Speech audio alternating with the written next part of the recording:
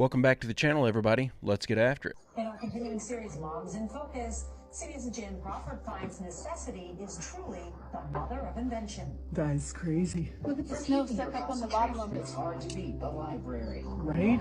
Especially when you have to keep your eye on That one. I've never seen. Here, I can just get things. I just saw it earlier.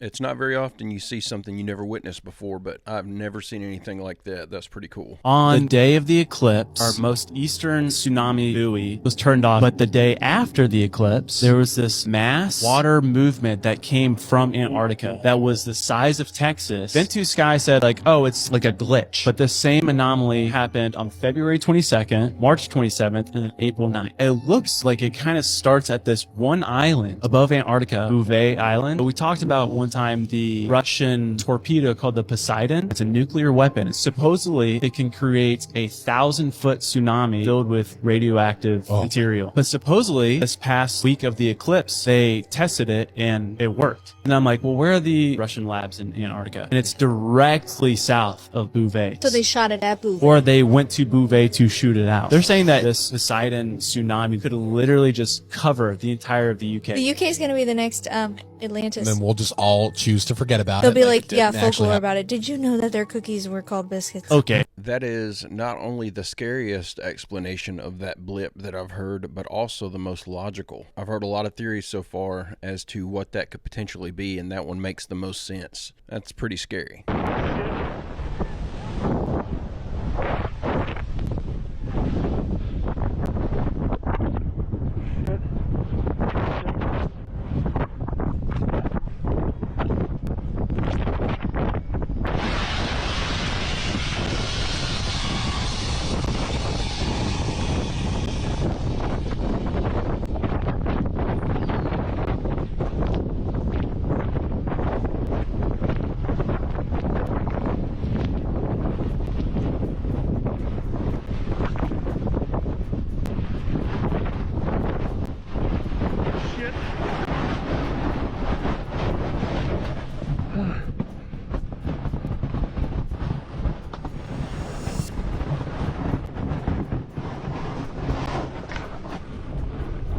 I don't know if we have any like snowboarders or skiers in the audience, but if someone could explain to me what's going on here in the comments section, that would be awesome. This looks like quicksand made out of snow, but I don't know what's causing the ground to move all of a sudden and swallow this guy up. Definitely makes me not want to go skiing, that's for sure. Didn't know this was something you had to worry about when you're skiing. Did you ever get inside the actual craft?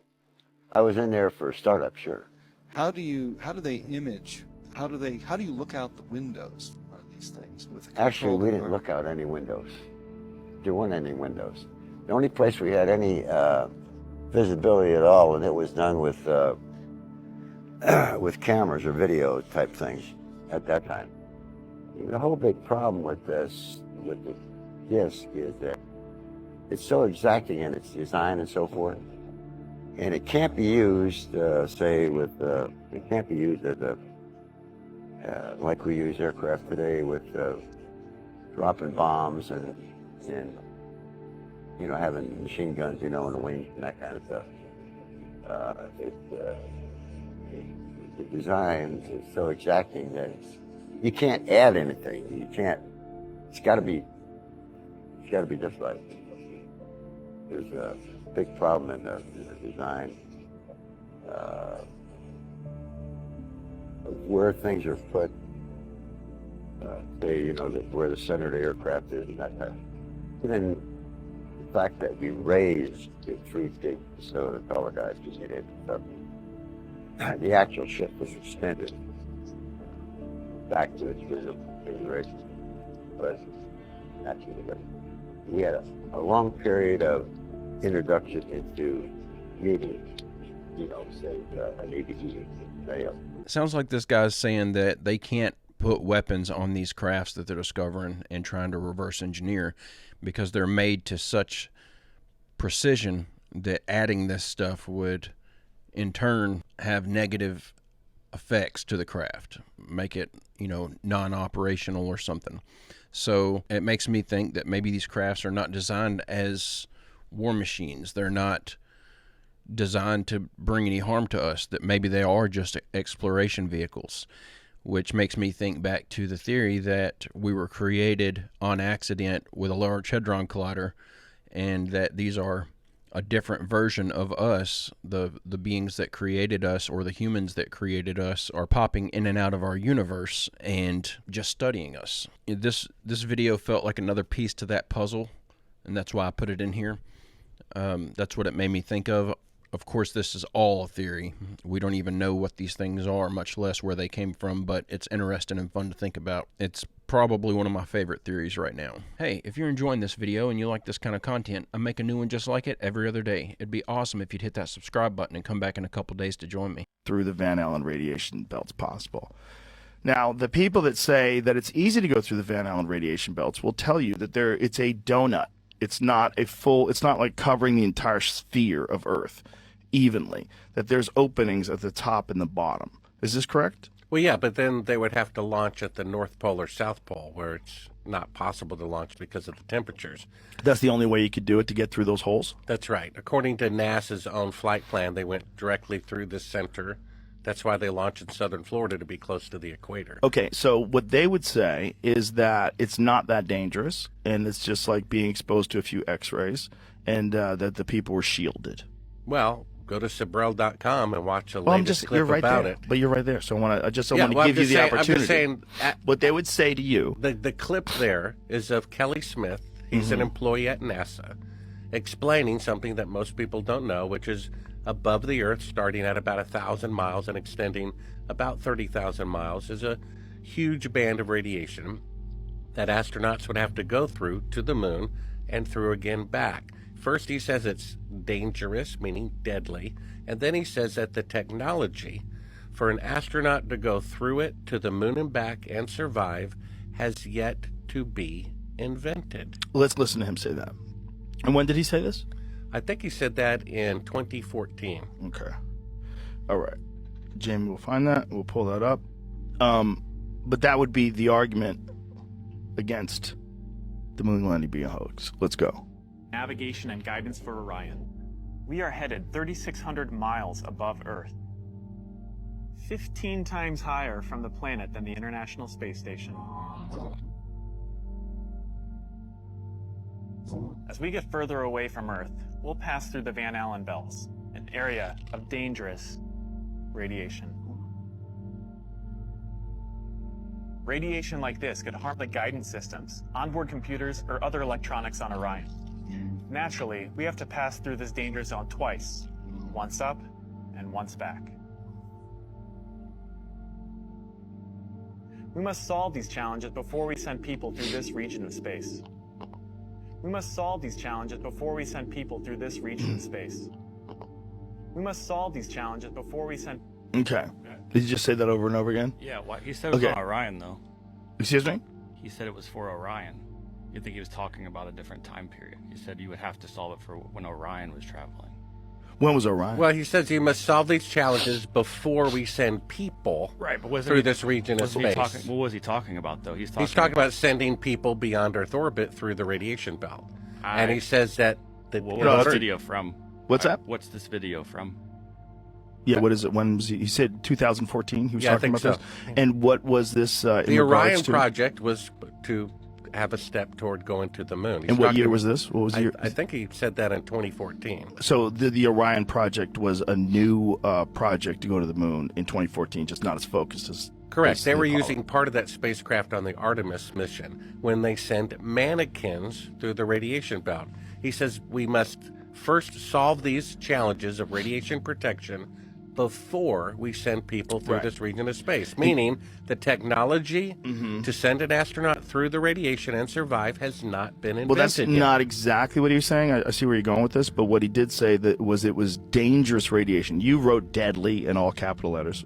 So I can see why Rogan is pushing back on this, because clearly this guy he's talking to has his own biases, and I've got mine. I totally believe that NASA's lying about going to the moon, the Van Allen radiation belt being one of the big key factors in that decision-making process for me. In my opinion, and we all sit here and watch the same video together, the guy is talking about not being able to make it through the Van Allen radiation belt. So in my eyes, we haven't been through it. There's been no moon landing. There's been no manned crafts that have gone through that radiation belt. This next clip I'm throwing in here because I have changed my opinion on something. So in the past, I've made some comments about my opinion on Billy Carson, the guy who wrote the Emerald Tablets. In reading his book, I started to get the impression that he was making a lot of stuff up and trying to connect dots that didn't need to be connected. But I recently watched, and I'm probably mispronouncing this, Andrew Schultz Flagrance podcast, I believe is how you say it, and they had Billy Carson on there. I watched all of the clips that they released for this podcast and then went back and watched the entire podcast, and he changed my mind on him. I no longer look at him as some grifter who's trying to make money off spreading misinformation. The guy came across in this podcast as genuinely passionate and like he truly believes what he's saying. And so I just wanted to clear that up and get my foot out of my mouth. My opinion on him that I had before has now changed, so I just wanted to throw that out there and preface this next clip with that, because this next clip is a great one. But I had a second experience in 2010, which is well documented. I've talked about it. It took years to come out about it because I basically lost my whole family over this. No way. Yeah. You came out of the closet? Yeah. No, Daddy. No. But yeah, tell me, what happened? So 2010, I came home. I was working on this big project called Fort Terra Nova, which I built. And Fort Terra Nova, it was on the History Channel, a Countdown to Apocalypse, the Nostradamus episode. And anyway, so I was working on this project. I come home, I'm looking at ESPN, and I'm looking at sports. At about 9 o'clock p.m., all the lights turn dim, the TV turns off, and I thought my kids were playing a trick on me because they lived up in the room behind me, up on the second floor. And I look up, and there's nobody there. When I turn around, there were these two beings right there. Get the fuck out of here. Yeah. And, whew. Man, hold on. Whoa. Sorry. No. What do you have to break yourself, man? No. So they were right there. I'm sitting in a chair about this high, so they were right here in my eyes. And, Yo, Alex is freaking out right now. This is wild. Okay. All right, let me get myself together. No, take your time. So they were there. They had the big almond eyes like you see on TV. I swear they did. So you had two beings in front of you. But they didn't look like they were real eyes. They looked like coverings of some type. And they didn't communicate with me through any kind of telepathy that I could tell, but I felt like my brain was shaking in my skull to the point where it started hurting, and I started screaming, but no sound was coming out of my throat. I can feel the air coming out, but I couldn't hear it myself. And you were awake during this period? You weren't taking awake, a nap or anything like that? Taking a nap, no psychedelics. Of course, yeah. And my whole house, everyone was in. My wife at the time, my ex-wife was in the bedroom right behind the next wall. My girls were in that side of the house, a split floor plan. My boys were in that side of the house. The house was full of people. Nobody heard us or anything. I was screaming. A few seconds later, it stops, and they turn around, and they don't walk like a person. They kind of dangle. So they kind of dangled away, and they went right through the wall. And then, boom, the TV comes back. The lights come back to normal color. And that's when I went running around the house, and it was just traumatic for everybody, and it was like the straw that broke the camel's back. There was other reasons why, but I ended up my one son, Giovanni, he's told me I'm scared to even come around you, and still to this day he rarely ever calls me or comes around. It's kind of like I lost my son. I made no money off of this. I got no exposure off of this. That's why I kept it quiet for so long. Lost my family, created a lot of dissension. I remember we were on the highway one day, and my wife was driving at the time, my ex-wife, and she slammed on the brakes, and it was like, just get out of the car, because the kids were scared. And I was like, I'm sticking to my story. I'm not changing my story because this really happened to me. And they just didn't want to hear it. But her parents were Jehovah's Witnesses, so everything was of the devil. Yeah. So the main takeaway for me from this specific clip, and again, if you haven't watched it yet, go back and watch this entire podcast episode. It is phenomenal. One of the most interesting things I've listened to in a long time. The biggest takeaway for me here is just his level of conviction. And yes, to play devil's advocate, probably a lot more went into his marriage failing than just this one instance. And he even admits that this was only the straw that broke the camel's back, that there were other issues as well. But to have that level of conviction, knowing that it's tearing your family apart, but you're still sticking to your guns, you're still sticking to your story and saying, no, this happened to me, and I'm not going to sit here and lie just to make you feel better. That holds a little bit of weight with me. I believe him. I think that he's telling the truth, that he's being honest, and like I said, it changed my opinion on him. Again, everyone go check out that podcast. It is really good. Oh my god, I cannot believe this is actually happening. This close to finding out if aliens do genuinely exist, and not just that. But there's been a lot of breaking news about space recently, like, it's pretty nuts.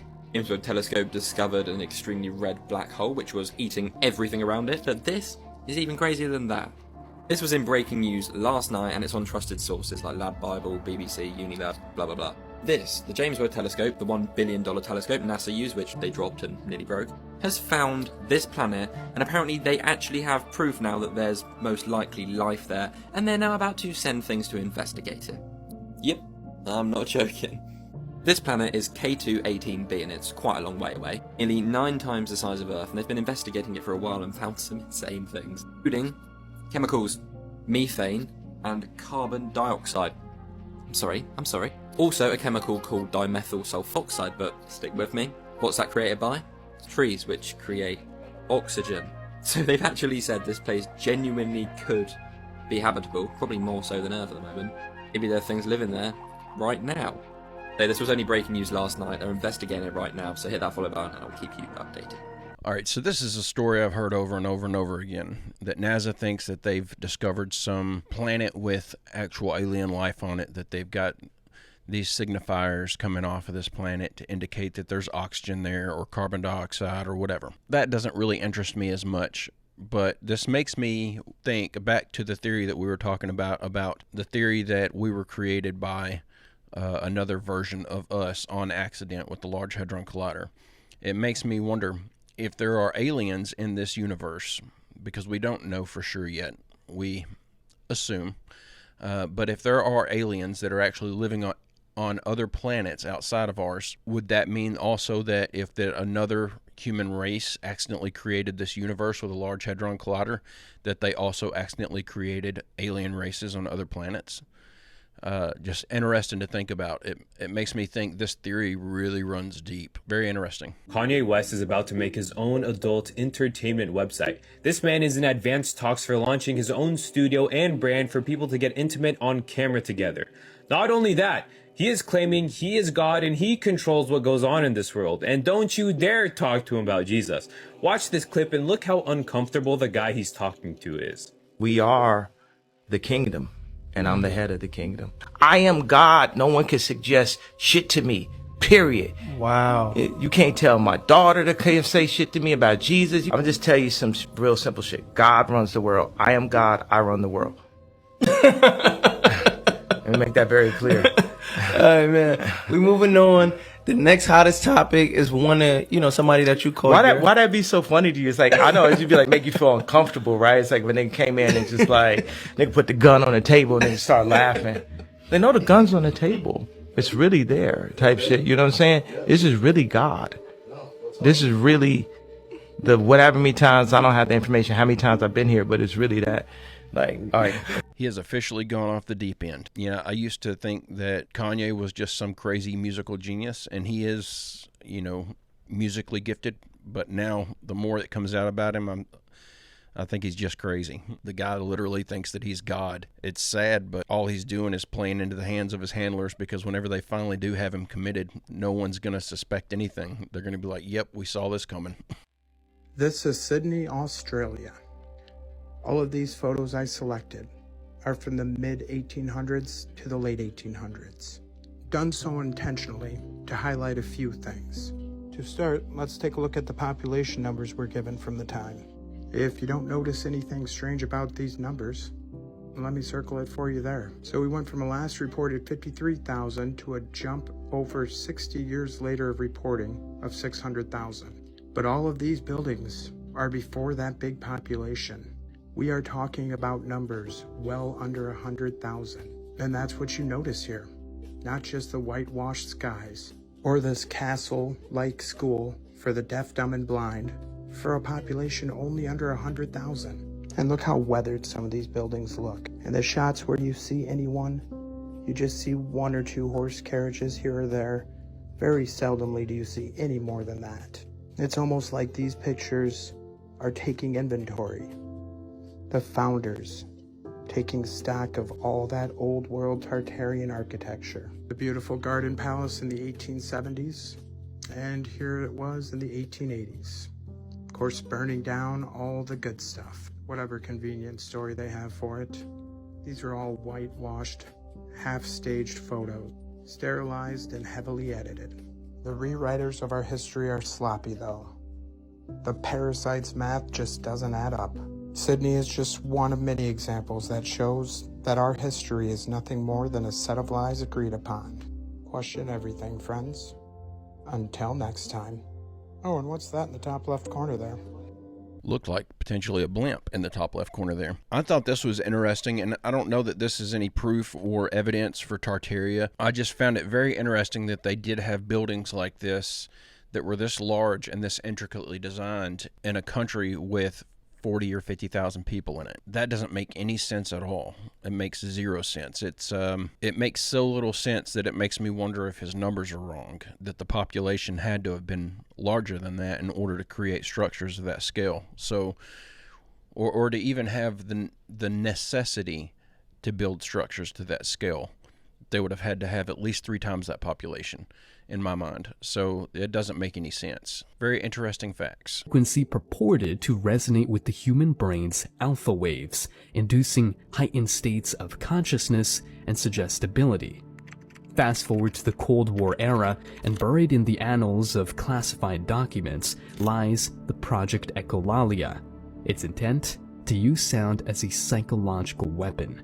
While many frequencies were experimented with, one stood out: 784 Hz. Exposure led to a range of effects, from auditory hallucinations to heightened anxiety. The project, though eventually discontinued, left an indelible mark on the understanding of sound's manipulative capacities. The Illuminati, that oft-cited clandestine order, has been rumored to harness the power of certain frequencies to maintain their influence. An encrypted manuscript discovered in a Viennese antique shop spoke of the Octave of Obedience, a sequence of 8 frequencies, the central one being 528 Hz, believed to provoke loyalty and subservience. But it's not only about mental control. On a subtler level, sonic sorcery weaves its way into our daily lives, influencing our moods, choices, and even health. Modern urban legends tell tales of certain retail trades using specific background frequencies, around 659 Hz, to encourage shoppers to make impulsive purchases.